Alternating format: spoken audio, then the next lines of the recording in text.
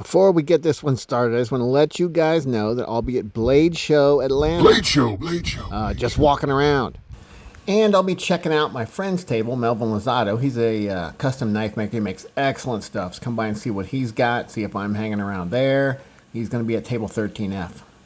All right, on with the show. What do we have here? The Civivi Brazen. It's very bold and brazen. I don't know. It's a good name. It's better than some of these companies coming up with these, just weird-ass words that just aren't really words. At least I kind of appreciate the fact that Civivi sometimes uses real words, or tries pretty hard to come up with a name for their knives. They don't just say some weird nothing word and call it a knife, This one's in micarta. I think the steel is D2. Yeah, that's right, it's D2. And this is the Tanto version. I don't think I've even tried to cut anything with this one yet. Let's see if we got a piece of paper handy. We can try to cut. See if it even comes sharp from the fact I just tried to cut myself with it. But I missed, luckily. Wow, okay. What the heck, Civivi? Okay, not great on the bottom. Maybe this was carried. Maybe I got this used. This could be. I feel a couple dents in the blade. I think I might have got this used if I recall. Yeah. Okay. Well, we'll say that when this guy was new, it came with a sharp blade. It's still sharp enough to cut you. It'll definitely cut you. Really good action on it. Drop shutty, or if you wouldn't call it drop shutty, man, I'd call it so close. Yeah, we're calling that drop shutty. It just drops shut. Yep, pretty good sound. Maybe a little plasticky. Good on the drop though. Good on the close. Pocket clip is the typical Civivi pocket clip. It could do without that extra little over part. You could cut it off right there, it'd be fine. The lanyard hole is kind of cool. It's built out of the little backspacer there. It's nice that it has a backspacer. It's pretty cool. Little screws are inset down in on the pocket clip, so it's pretty friendly to the pocket, I think. Well, let's try it. We'll pull this guy out. Yep, very nice. Very friendly in the pocket. While this is here, we'll compare it the size to the Rook P105, which is, a little on the larger side. Not a big knife, but, a large knife. Or medium large. How about that? So, you can see this guy's a little smaller.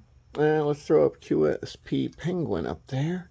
Now, this one's been modified, but as you can see, it's in that mid-range zone. It's not a smaller knife like a Penguin.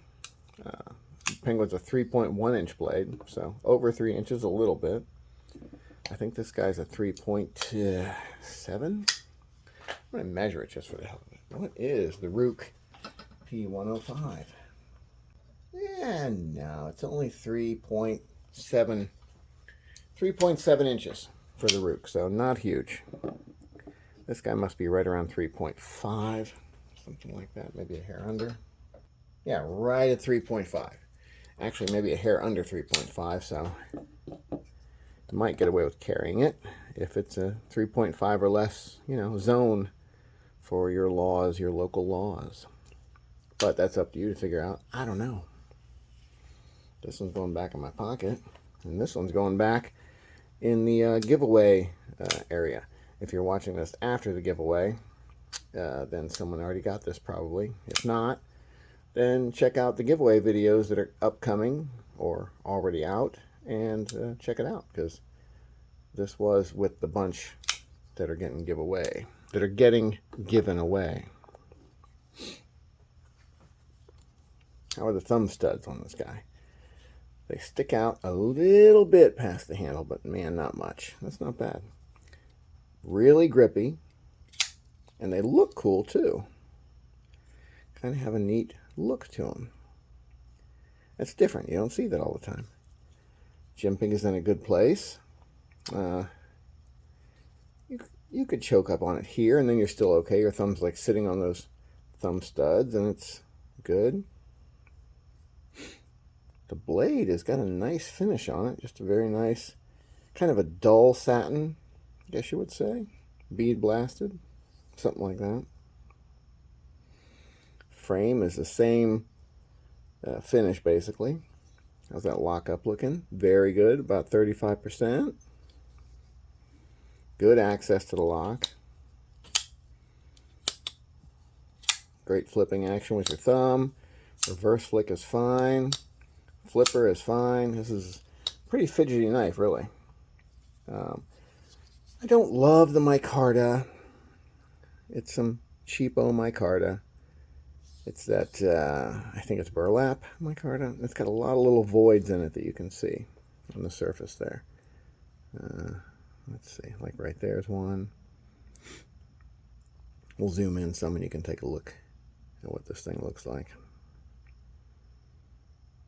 A lot of little voids though. But it's well milled. It's got nice little access places cut here. That's cool. I'd probably like the G10 one better than the micarta. Definitely would love it in carbon fiber. That would be nice. Yeah, that would look great. A carbon fiber with a black blade. Oof, wonder if they have that. They probably do. They have a bunch of these. A bunch of different ones. I should look and see if they have that. That would look great. With blacked out hardware. That'd be hot. I think it's a tad on the boring side, but it's boring because it's done well, you know? So it's hard to complain about it, even if you say it's a little boring. They could have done a little better on the choil. Could have brought it in a little more and up a little more so that neck sharpening wouldn't bump into that plunge grind. Pretty typical complaint though on lots of knives. So it's not just Civivi doing that. I think it's a nice looking knife. Nice feeling knife.